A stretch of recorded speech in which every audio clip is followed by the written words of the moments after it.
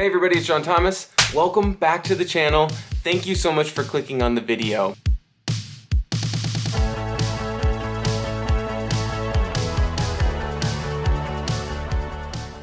Some of you have requested me to share a little bit about how I got back into China, so I am going to share that with you today.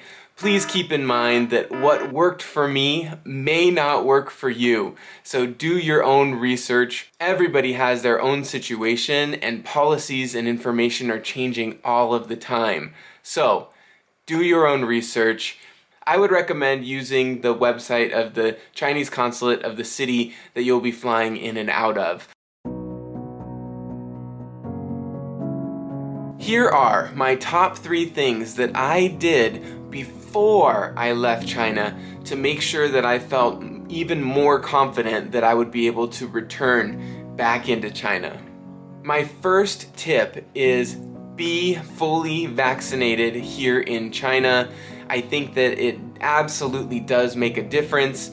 You will need that vaccination card a couple of times, and it's really important that you get that done before you leave.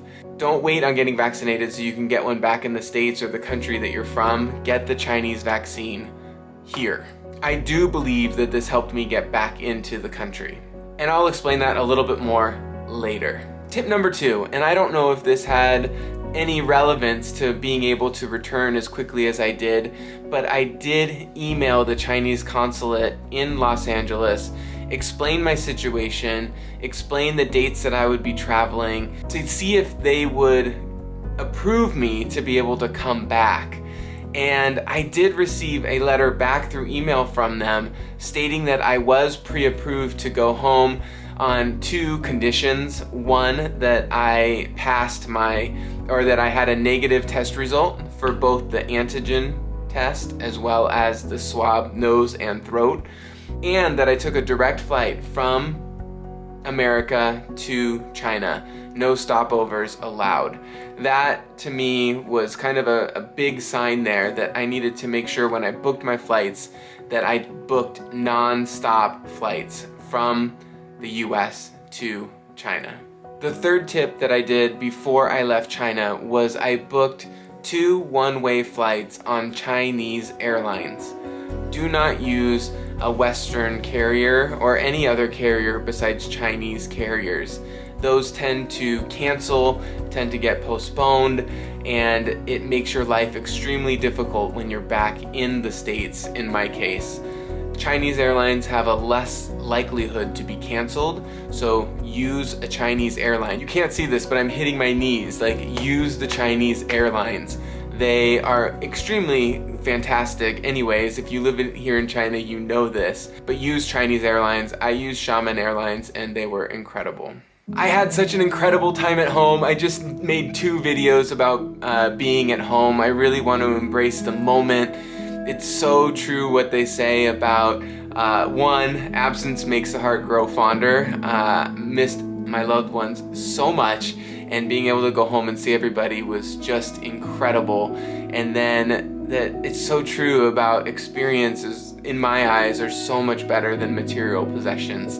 So being able to have some great experiences with my family and friends made me absolutely feel incredible. So that's a little bit about home. Check out my channel if you're interested in seeing those 2 videos, or if you're interested in seeing more about China.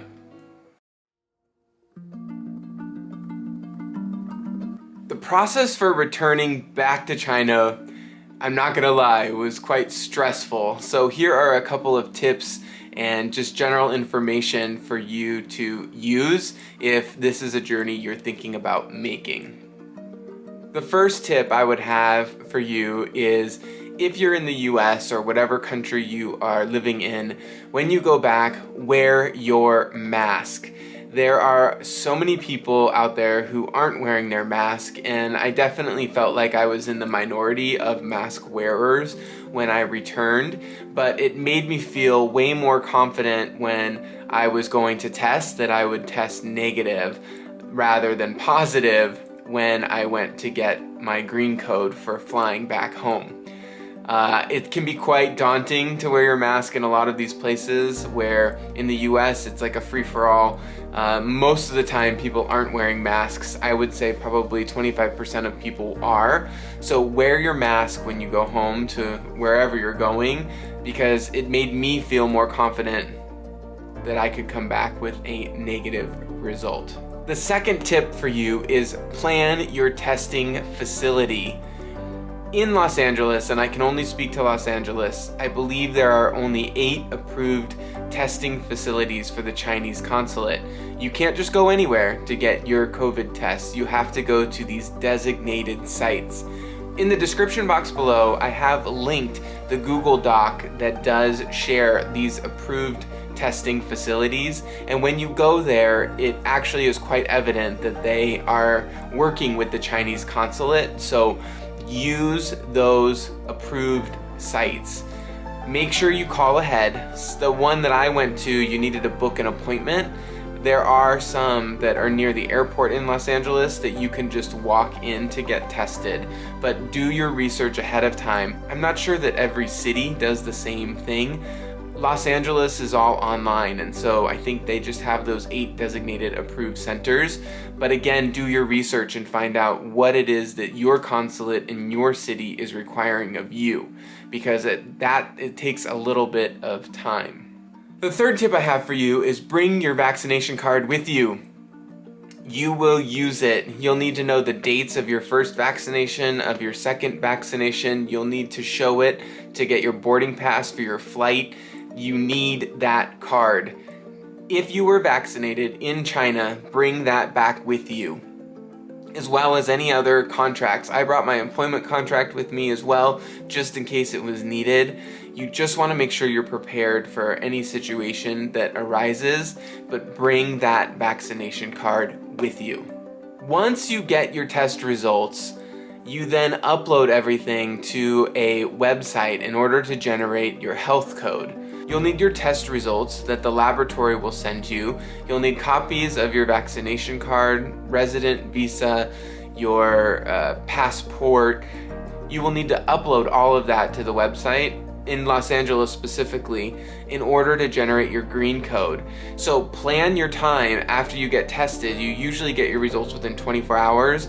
Do that immediately when you get those test results, so that you're front line for getting that green code, because getting that green code was the most stressful thing, because you just have to keep waiting and you don't know if you're gonna get green coded or not. So do it as early as possible so you can get approved as quickly as possible to alleviate some of that stress. Once the government approves you, you have 72 hours from the date you were tested to have that green code available.